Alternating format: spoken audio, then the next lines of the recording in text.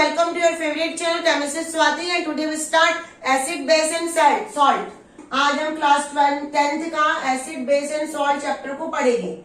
बहुत मजेदार चैप्टर है एसिड बेस एंड सॉल्ट।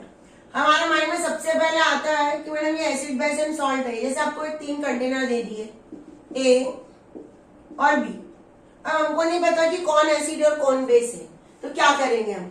क्या हम हर चीज को टेस्ट करेंगे? क्या नहीं भाई, एसिड को हम पी नहीं सकते, सबको पता है। तो हम क्या करेंगे? ऐसा क्या करेंगे कि हमको पता चल जाए कि ये एसिड है या बेस है? तो इसके लिए हम एक अलग टाइप का सब्सटेंस यूज करेंगे जिसे हम कहते हैं इंडिकेटर। क्या बोलते हैं हम उसको? इंडिकेटर। वो हमको बताएगा कि कौन सा सब्सटेंस एसिड है और कौन सा सब्सटेंस बेस है।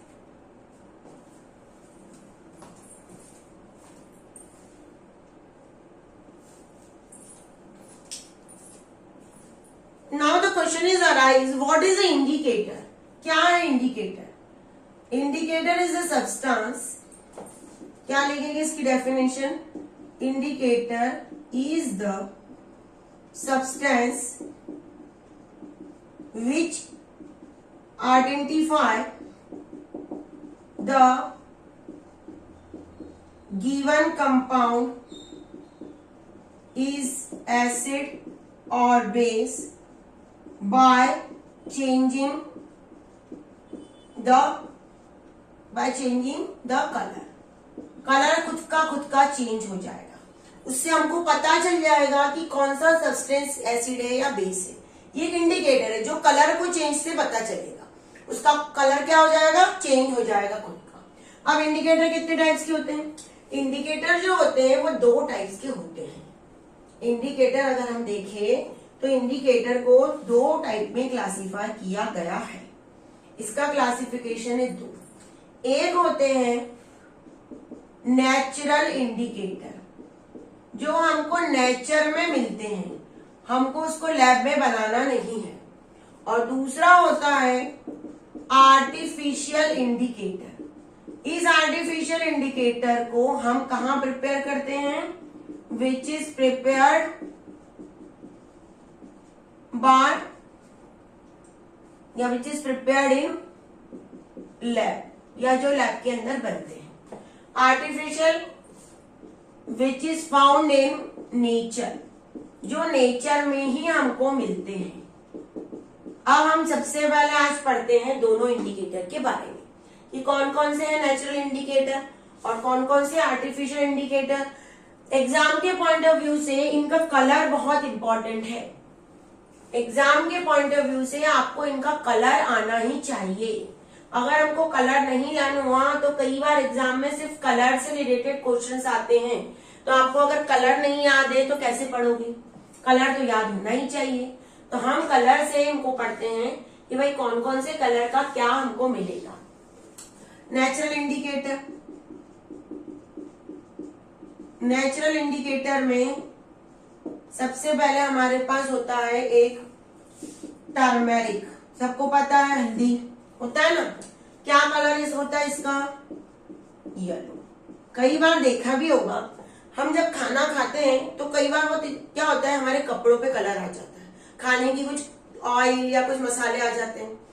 तो क्या होता है, हम हल्दी तो होती है खाने में डालते हैं, तो हम क्या करते हैं, इमीडिएटली उठते हैं और उसको वॉश करने की कोशिश करते हैं। तो आपने देखा होगा कि वो येलो कलर किसमें कन्वर्ट हो जाता है? रेड में। वो कलर येलो किसमें कन्वर्ट हो जाता है?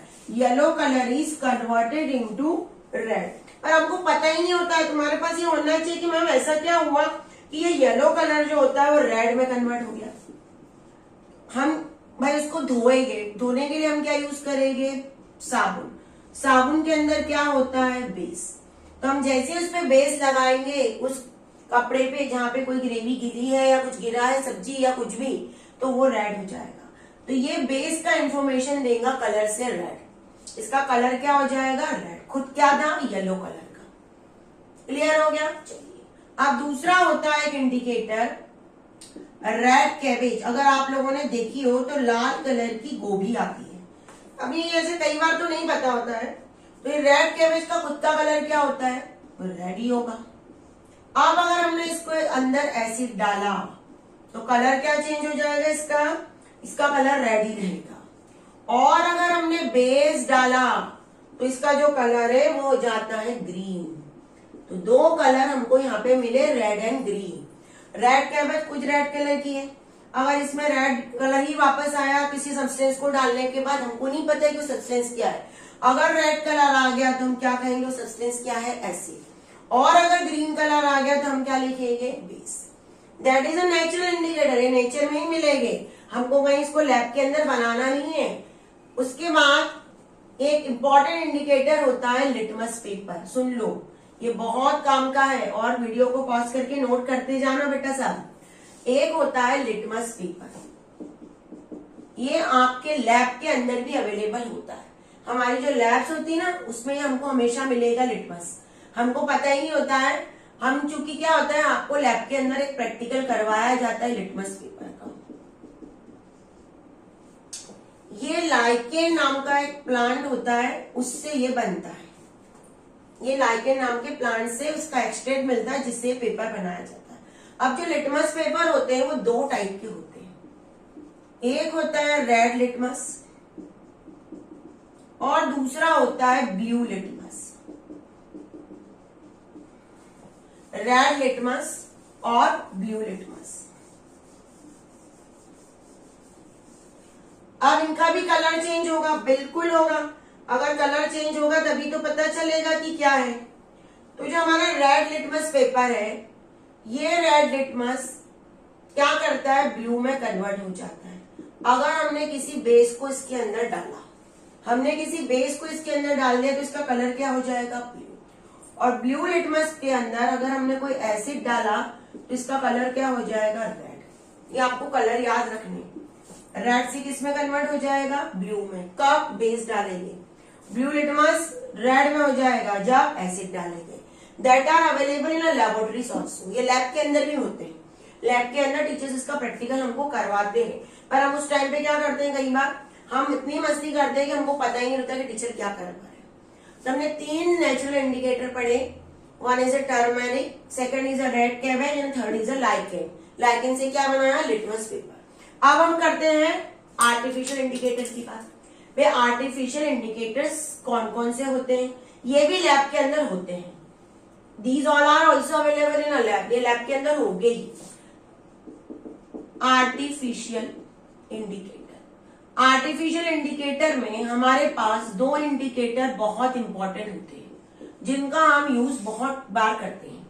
एक होता है हमारे पास मिथाइल ऑरेंज और दूसरा होता है हमारे पास फिनोफ्थलीन। नाम बड़े अजीब और गरीब है, पहली बार ही सुने हैं लाइफ में।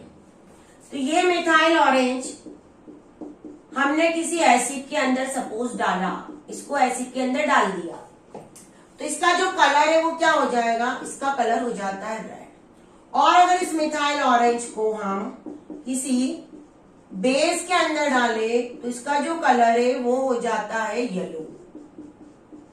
जनरली हमको ऐसा स्टेटमेंट दिया जाता है, it gives red colour with acid, it gives yellow colour with base. ऐसे हम कई बार बोलते हैं, पर हमको ये कलर ऐसे याद रखने के लिए ऐसा एरो में मैंने बना दिया है। उसके बाद है फिनोफ्थलीन। ये फिनोफ्थलीन जो होता है वो एसिड के साथ देता है कलरलेस।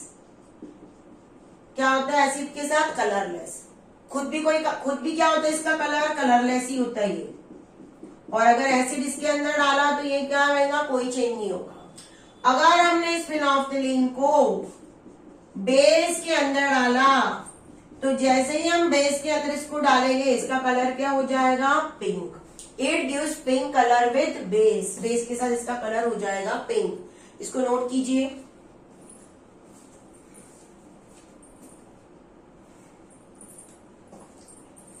चलिए, सबका नोट हो गया, ओके। अब इसके बाद एक अलग टाइप के इंडिकेटर्स होते हैं जिसे कहा जाता है all factory indicator. All factory जो इंडिकेटर्स होते हैं वो रिलेटेड होते हैं, रिलेटेड टू स्मेल। कोई चीज की स्मेल आती ना हमको, पक्के आती है, जैसे कई बार आती है। सबसे बुरी स्मेल तो हमारी प्याज की आती है, हम ऑनियन खाते हैं तो वैसे ही ये हमको स्मेल डिटेक्टर करेगी। Olfactory indicator, they detect the substance या it detect the substance by smelling या ऑर्डर, कई बार हम क्या बोलते हैं उसको, ऑर्डर से। अब इस ऑल्फैक्टरी इंडिकेटर में हमारे पास इंपॉर्टेंट होता है वेनिला एक्सट्रैक्ट। वेनिला आइसक्रीम में डलता है, सबको पता है, बिल्कुल डलता है। अरे आइसक्रीम की नाम आ गई तो बाम बहुत मजा आती। तो इसकी खुद की एक स्पेसिफिक स्मेल होती है। अब अगर हमने इस वेनिला एक्सट्रैक्ट को एसिड के अंदर डाला तो इसकी स्मेल क्या हो जाएगी, वैसी के वैसी रहेगी, डिटेक्ट होगी, स्मेल डिटेक्ट। अब अगर हमने इसकी दूसरी जगह इसको किसी बेस में डाला तो इसकी स्मेल क्या होगी, smell can not be detected, can not be detected, detect नहीं होगी। बेस कौन सा लेंगे हम, सिंपल ले लेते हैं NaOH। तो मतलब बेस के अंदर इसकी स्मेल खत्म हो जा रही, गायब हो जा रही है। भाई दो हमने लिए कंटेनर, उसके अंदर वेनिला एक्सट्रैक्ट डाल दिया, एक के अंदर बहुत अच्छी सुगंध आई, स्मेल आई, ऑर्डर आ रहा है, तो मतलब वो एसिड है। जिसमें नहीं आ रही वो क्या है, बेस। एक और होता है वेनिला एक्सट्रैक्ट के साथ दूसरा एक और इंडिकेटर होता है, हम दोनों ही पढ़ लेते हैं, आपको क्या रहेगा, इजी रहेगा लर्न करने में। अनियन का नाम तो सुना ही है, घर में खाना अनियन के बिना बनता ही नहीं है। तो अनियन का भी होता है एक्सट्रैक्ट, अनियन।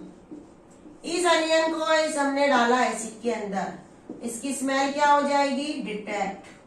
और अगर हमने इसको डाला बेस के अंदर तो smell can not detected, smell detect नहीं होगी। ये है हमारा एसिड, सबको पता है, और ये है हमारा बेस, ये भी सबको पता है। तो हमने ऑल्फैक्टरी इंडिकेटर भी पढ़ लिया, which can detect the substance by smelling और ऑर्डर। इससे हमको ऑर्डर से पता चल गया। अब एक क्वेश्चन उठता है मैम कि हमारे पास एसिड है, हमने कहा, तो कुछ क्या होता है, एसिड के टाइप्स होते हैं और एसिड की फिजिकल और केमिकल प्रॉपर्टीज है। तो अब हम सबसे पहले पढ़ते हैं टाइप्स ऑफ एसिड। कितने टाइप्स के एसिड होते हैं। जब भी एसिड का होता है ना माइंड में, हमारे सबसे पहले आ जाता है टॉयलेट एसिड, टॉयलेट में जो एसिड यूज होता है। तो एसिड के कई क्लासिफिकेशन है। हम पहला क्लासिफिकेशन पढ़ रहे हैं on the basis of concentration, on the basis of concentration. कैसे कॉन्सेंट्रेशन, हमारे लैब के अंदर जो एसिड होता है ना, वहां पे आपको दो बॉटल्स मिलेगी। एक पे लिखा रहता है डाइल्यूट एसिड और दूसरे पे लिखा रहता है concentrated acid. There are two types of acid in a lab, which is mentioned concentrated acid and dilute acid. So what is the difference between that? Concentrated acid means which contain more amount of acid, जिसमें acid ज्यादा है, acid ज्यादा है, water कम है, which contain more amount of acid. और इसमें which contain least amount of acid, जिसमें acid कम है। अगर एसिड कम है तो क्या होगा, ये सेफ होगा। तो हमारे घरों में जो हमारे वॉशरूम में एसिड होता है टॉयलेट के लिए, टॉयलेट क्लीनर, उसमें इसी एसिड का यूज किया जाता है। ये ज्यादा हार्मफुल नहीं होता है, it is least harmful. Harmful तो है पर लीस्ट है। ये तो बहुत, जैसे इसको ओपन करेंगे तो धुआं निकलता है, ये बहुत ज्यादा हार्मफुल होता है। तो हमने कॉन्सेंट्रेशन के बेस पे पढ़ लिए dilute acid and concentrated acid, इसको नोट कीजिए।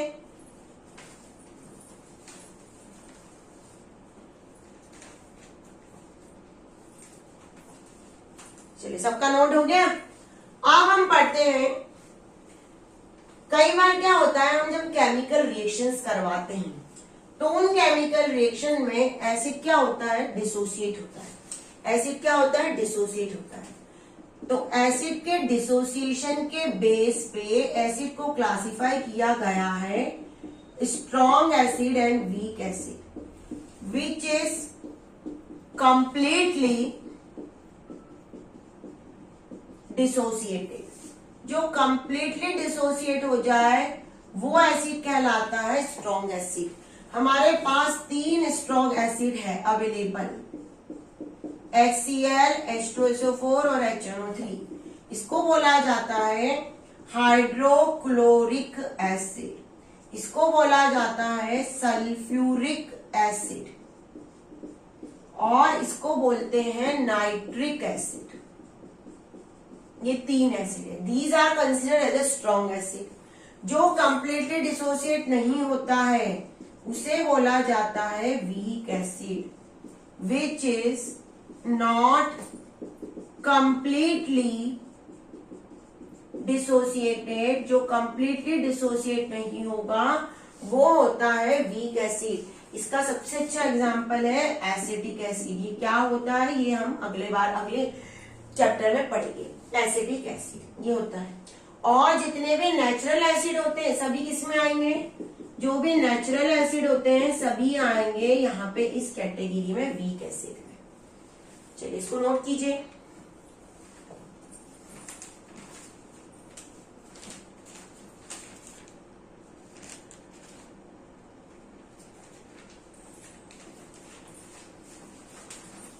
अब इसके बाद कभी आप लोगों ने देखा है नींबू खाते हैं मैडम खट्टा लगता है, इमली खाते थोड़ा सा खट्टा लगता है, टमाटोस खाते हैं खट्टा लगता है ना। जितने भी सिट्रस फ्रूट होते हैं जैसे कि एप्पल खाते हैं उसमें भी खट्टा लगता है। तो ये सब क्या है? These all are also the acid. Yes, तो इन सब को कहते हैं नेचुरल एसिड। क्या बोलते हैं? Natural acid. क्या होते हैं natural acid? Which is found in plants and animals. जो प्लांट और एनिमल्स के अंदर होते हैं इनको बोला जाता है नेचुरल एसिड। प्लांट वाला एसिड ज्यादा हार्मफुल नहीं होते, एनिमल वाले अगर काट दे तो थोड़ा सा प्रॉब्लम होता है। तो हम यहाँ पे लिस्ट प्रिपेयर कर लेते हैं। जैसे सिट्रस फ्रूट है, हमारे खट्टे फ्रूट्स जो भी है, क्या क्या आएगा इसमें? सिट्रस फ्रूट्स में लेमन आएगा। और कुछ आ सकते हैं क्या? आ सकता है मौसम्बी, संतरा, ऑरेंज। तो इसके अंदर कौन सा एसिड प्रेजेंट होता है? Citric acid. उसके बाद टोमेटोस खट्टे लगते हैं खाने में? बिल्कुल लगते हैं। तो इनके अंदर होता है ऑक्जेलिक एसिड। उसके बाद बटर, मैडम बटर की बात कर रहे हैं मुंह में पानी आ गया। बटर के अंदर होता है ब्यूटायरिक एसिड। उसके बाद है सोअर मिल्क, खट्टा दूध खराब हो जाता है ना, उसके अंदर होता है लैक्टिक एसिड। जो हमारा दही होता है ना, कर्ड, उसके अंदर भी यही लैक्टिक एसिड ही प्रेजेंट होता है। उसके बाद होता है एप्पल। एप्पल थोड़ा सा खट्टा लगता है, हम कहते हैं मीठा है पर थोड़ा सा स्लाइटली। उसके अंदर होता है मैलिक एसिड। उसके बाद एक इम्पॉर्टेंट होता है, चींटी काटती है बहुत अच्छे से madam, sting of ants and bees. कभी मधुमक्खी भी काट देती है। तो इनके अंदर जो एसिड प्रेजेंट होता है वो होता है फॉर्मिक एसिड।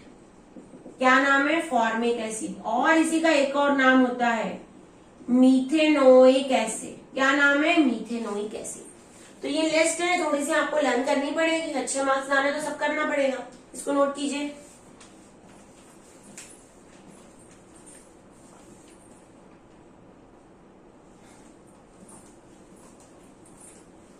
चलिए हो गया।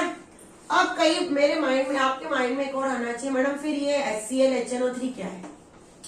तो HCl और HNO3 अभी अपन ने कहा H2SO4, ये कौन सा एसिड है? स्ट्रॉन्ग एसिड है। लेकिन अगर नेचर वाइज देखें अगर हम इनको, तो ये कैसे बनते हैं, कहाँ से बनते हैं? तो एक और टाइप होता है जिसे बोला जाता है मिनरल एसिड। मिनरल एसिड का मतलब होता है which is prepared by the minerals which is present in earth। जो अर्थ के अंदर मिनरल्स होते हैं ना, उसके अंदर ये प्रेजेंट होते हैं, इसीलिए उनको कहा जाता है which is present minerals of the earth. Earth के मिनरल्स में होते हैं। उसमें कौन कौन से हैं? H2SO4, HCl और HNO3। ये मिनरल से मिलकर बने हैं। और ये मिनरल्स कहाँ से मिलेगी हमको? अर्थ से, मिनरल्स ऑफ द अर्थ। अब इसके बाद मैंने अभी तुमको थोड़ी देर पहले कहा कि हमने एसिड लिखा कॉन्सेंट्रेटेड और हमने एसिड लिखा डाइल्यूट। तो आपके माइंड में होगा मैडम कॉन्सेंट्रेटेड एसिड को डाइल्यूट में कन्वर्ट करना है तो हम क्या करेंगे, जैसे मैंने कॉन्सेंट्रेटेड एसिड लिया, that is a concentrated acid. अब इस कॉन्सेंट्रेटेड एसिड को मुझे डाइल्यूट एसिड में बनाना है। तुम सिंपल कहोगे मैडम हम पानी डाल देंगे तो बन जाएगा, क्योंकि डाइल्यूट का मतलब क्या होता है, डाइल्यूट का मतलब होता है मोर अमाउंट ऑफ वाटर।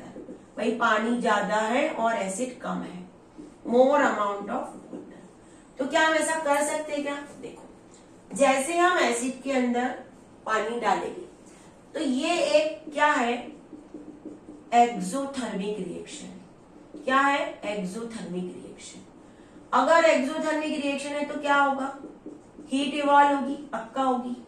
ये हीट क्या करेगी, वाटर को, कुछ वाटर को किस में कन्वर्ट कर देगी, स्टीम में।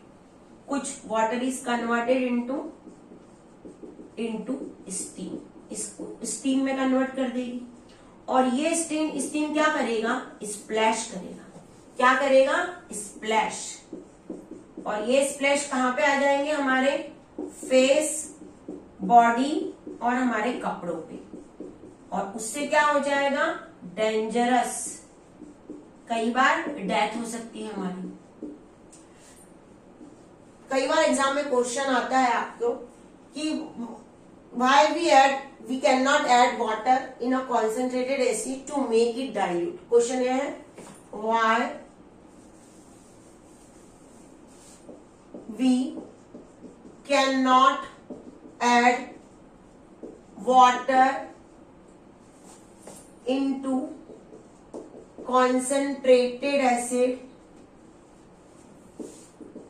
to make it dilute। तो आंसर क्या लिखोगे, when we add water in a concentrated acid, that is an exothermic reaction and heat is evolved, that heat is converted water into steam and steam causes splash and ये splash हमारे face, body और cloth को क्या करेगी, dangerous. तो फिर क्या करना पड़ेगा, उसके लिए हमको क्या करना पड़ेगा, हमको उसके लिए सबसे पहले यहाँ पे लेना पड़ेगा वाटर और उसके अंदर डालेंगे हम एसिड। जैसे वाटर के अंदर एसिड डालेंगे, कौन सा एसिड डालेंगे, कॉन्सेंट्रेटेड। अगर कॉन्सेंट्रेटेड एसिड डालेंगे तो ये धीरे से किसमें कन्वर्ट हो जाएगा, डाइल्यूट में। ये प्रोसेस हम नहीं करेंगे क्योंकि ये प्रोसेस क्या है, डेंजरस है। आ गया इसमें, आपको लिख लो इसको अच्छे से।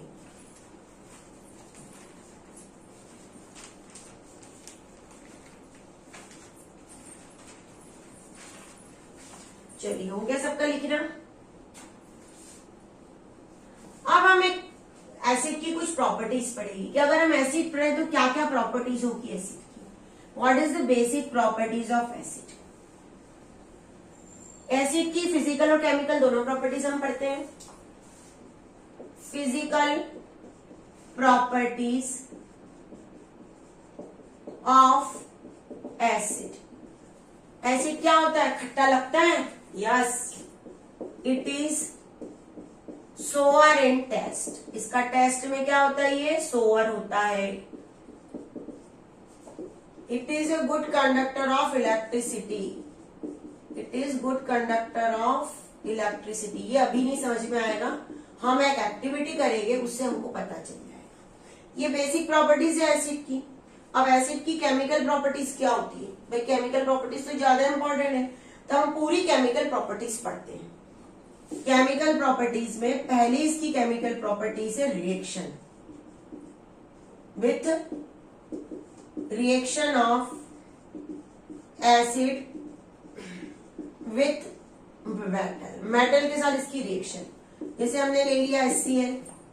दूसरा अभी तो हम यहाँ पे लिख लेते general formula, acid plus metal, इससे बनता है सॉल्ट प्लस हाइड्रोजन। क्या बनता है, सॉल्ट प्लस हाइड्रोजन। कैसे बनता है देखो, एसिड कौन कौन से एसिड का यूज करना है, HCl, H2SO4 और HNO3। ये तीनों एसिड से ही रिएक्शन करवाए। तो ये HCl लिया, मेटल लिया Na। अब सॉल्ट को कैसे बनाना है ध्यान दो।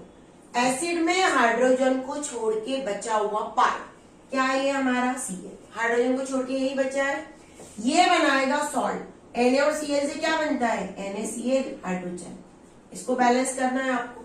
अब दूसरा एसिड ले लिया HNO3, यहाँ पे सॉल्ट ले लिया हमने Ca, कौन सा पार्ट बनाएगा सॉल्ट, ये वाला NO3, तो क्या बनेगा CaNO3। अब आपको यहाँ पे फॉर्मुलेस पता होने चाहिए, फॉर्मुले बनाते आना चाहिए, क्योंकि फॉर्मुले तो बनाते आना चाहिए, अगर नहीं आते तो यहाँ पे साइड में आप ऐसे बनाओ, Ca है NO3 है, Ca की वैलेंसी कितनी होती है 2, NO3 पे कितना चार्ज होता है 1, ये बन गया हमारा formula CaNO3 twice plus H2। Balancing आपको करनी पड़ेगी। अब तीसरा हमने एसिड ले लिया H2SO4, यहाँ पे सॉल्ट ले लिया Mg, मेटल ले लिया Mg, क्या बनेगा MgSO4, क्या बनेगा MgSO4 प्लस H2, ये हो गया। तो हमको ये पता होना चाहिए, पहली बात तो इसको लर्न करो। दूसरा सॉल्ट कब बनता है, मेटल को पहले लिखना है और एसिड में हाइड्रोजन को छोड़ के पीछे का पार्ट, तो ही हमारा सॉल्ट बन जाएगा। ये ट्रिक है, क्या ये ट्रिक है, ऐसी ट्रिक आपको कोई नहीं बताएगा कि सॉल्ट को कैसे बनाना है। सॉल्ट को बनाने की ट्रिक क्या है, सॉल्ट को बनाने की ये ट्रिक है कि जब भी सॉल्ट को लिखना हो तो मेटल ले लो और हाइड्रोजन को बचा हुआ पार्ट ले लो, metal the remaining part of hydrogen, remaining part of acid without hydrogen, hydrogen को छोड़ के। चलो दूसरी प्रॉपर्टी पढ़ते हैं हम, रिएक्शन ऑफ मेटल, ये हो गई पहली प्रॉपर्टी, सबको लर्न हो जाएगी। अगर बनाते आ गई तो बहुत मजेदार है, और नहीं आई तो पूरे टाइम फिर परेशान ही रहोगे, क्योंकि मैम आई नहीं रही, हमको क्या करें। अब सेकंड है एसिड प्लस मेटल कार्बोनेट, कोई भी मेटल का कार्बोनेट ले लो। अब क्या बनेगा, यहाँ पे देखो, यहाँ पे बनेगा सॉल्ट, हर एक में सॉल्ट बनने वाला है, इसलिए सॉल्ट को बनाना सीख लो अच्छे से, प्लस H2O प्लस CO2, ये है हमारी मेन इक्वेशन। अगर एग्जाम में हमको कोई इक्वेशन रन नहीं हो रही है तो हमको मेन बेसिक रिएक्शंस को लिखते आना चाहिए, तो हम खुद ही बना लेंगे, हम इतने एक्सपर्ट हो जाएंगे।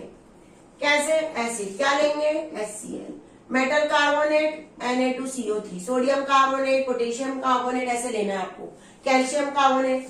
अभी मैंने जैसे बताया सॉल्ट कैसे बनाना है, मेटल को पकड़ लो, ये है हमारी मेटल, एसिड का पीछे का पार्ट Cl है NaCl plus H2O plus CO2। दूसरा मेटल ले लो CaCO3, कैल्शियम कार्बोनेट, यहाँ पे ले लो H2SO4, क्या बनेगा सॉल्ट, किसको लेंगे Ca को, क्योंकि यही मेटल है मेन, Ca, पीछे का पार्ट SO4, ये आ गया SO4 plus H2O plus CO2। मैं फॉर्मूला इसलिए नहीं अरेंज कर रही क्योंकि मुझे आता है, आपको कैल्शियम सल्फेट सोडियम क्लोराइड का फॉर्मूला बनाते आना चाहिए। अगर तुम सोच रहे हो कि मैडम ऐसे डायरेक्ट कर ले, हम भी कर लेंगे एग्जाम में, तो ऐसा पॉसिबल नहीं है, क्योंकि हर बार फॉर्मूले स्कीम में आपको क्या रहेगा, बेसिक कंसेप्ट आना चाहिए। जैसे MgSO4 लिया, सॉरी Mg लिया CO3, और यहाँ पे हमने ले लिया HNO3। अब यहाँ पे फॉर्मूला क्या बनेगा, तुम उठा के लिखते हो कि हमारा MgNO3 लिख देते, आपने तो लिखा हुआ है, तो ऐसा नहीं होगा। क्या करोगे, हर बार यहाँ पे Mg लिखोगे, NO3 लिखो, यहाँ पे इसका चार्ज लिखो 2, इसकी वैलेंसी 1, इससे क्या फॉर्मूला बनेगा MgNO3 ट्वाइस। तो अब यहाँ पे लिखेंगे MgNO3 twice plus H2O plus CO2, ये हमारी रिएक्शन हो गई। अब थर्ड वन है हमारी metal plus metal hydrogen carbonate, metal hydrogen carbonate, product यही बनने वाला है, salt plus H2O plus CO2, product तो यही बनेगा, प्रोडक्ट में चेंज नहीं होगा। पर हाँ, यहाँ पे हमको थोड़ा सा बैलेंसिंग करनी पड़ेगी। कैसे करनी पड़ेगी, ध्यान दो, we have to do the balancing, हमको बैलेंसिंग करते आनी चाहिए।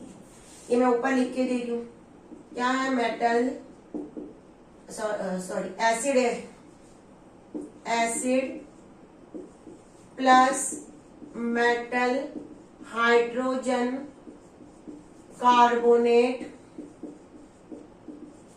Gives salt plus H2O plus CO2, ये है हमारी इक्वेशन का स्ट्रक्चर।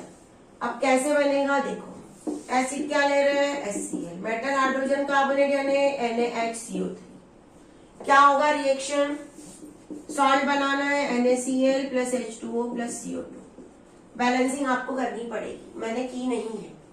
दूसरा ले लिया H2SO4, यहाँ पे हमने ले लिया HCO3 ट्वाइस। इसका फॉर्मूला चेंज हो जाएगा कैल्शियम हाइड्रोजन कार्बोनेट का। यहाँ पे बनेगा CaSO4 plus H2O plus CO2। ये है। अब ये CO2 को कैसे टेस्ट करेंगे? एक्टिविटी है, हम एक्टिविटी में इसको करेंगे। That is an activity.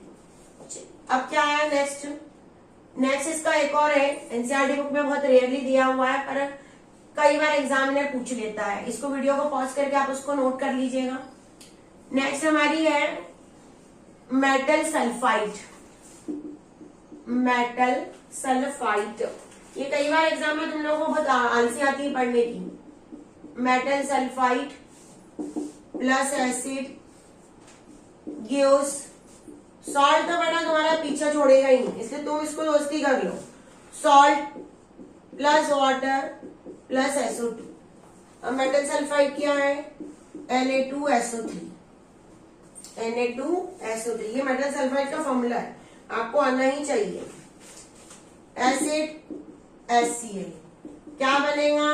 NaCl plus water H2O plus SO2। तो सबसे पहले तुमको ये आना चाहिए, ये आएगा तो कर सकते हैं। एक और है एसिड प्लस मेटल सल्फाइड। अब मेटल सल्फाइड क्या होता है ये पता होना चाहिए। सॉल्ट बनेगा और SO2 गैस बनेगी। क्या बनेगा? SO2 गैस और H2O। अब ये मेटल सल्फाइड क्या है? तो इस मेटल सल्फाइड को हम समझ लेते हैं। इसको आप वीडियो को पॉज करके नोट कीजिए,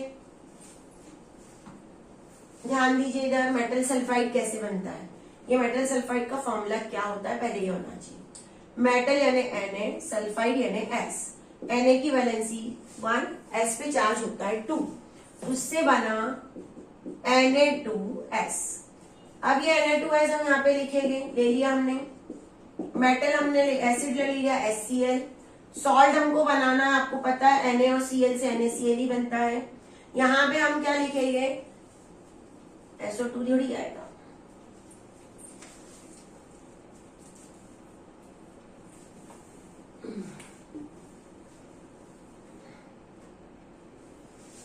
मेटल सल्फाइड प्लस एसिड, इससे बनता है सॉल्ट प्लस H2S। ये कंफर्म है। मेटल सल्फाइड यहाँ बनाया हमने Na2S, CaS भी बन सकता है। एसिड यहाँ पे लिया HCl, यहाँ पे ले लिया HNO3। सॉल्ट बनाना है, NaCl सॉल्ट बनेगा NaCl प्लस H2S। बैलेंसिंग कर लो इसकी, ये कर ली हमने बैलेंसिंग। यहाँ से क्या होगी बैलेंसिंग? ये होगी, ये 2 आएगा, यहाँ पे भी 2। उसके बाद है CaS और HNO3। आपको वापस मैं कह रही हूँ फॉर्मूला बनाने की प्रैक्टिस करोगी। ये ट्वाइस प्लस H2S। ये हो गई हमारी रिएक्शन। अब एक बहुत इंपॉर्टेंट रिएक्शन हमको पढ़नी है। क्या पढ़नी है? देखो, एक होती है मेटल की बेस के साथ रिएक्शन, सबसे ज्यादा इंपॉर्टेंट, बहुत इंपॉर्टेंट क्वेश्चन है। क्या है? एसिड प्लस बेस दोनों मिल गए, क्या बनेगा? Salt plus water. और इस रिएक्शन को क्या बोलते हैं? Neutralisation reaction. इसको एग्जाम में आता है क्वेश्चन कि एक्सप्लेन न्यूट्रलाइजेशन रिएक्शन। तो क्या लिखते हैं? When acid react with base then salt and water is produced। Salt और वाटर बनेंगे, इसको हम कहते हैं न्यूट्रलाइजेशन रिएक्शन। डेफिनेशन भी आनी चाहिए।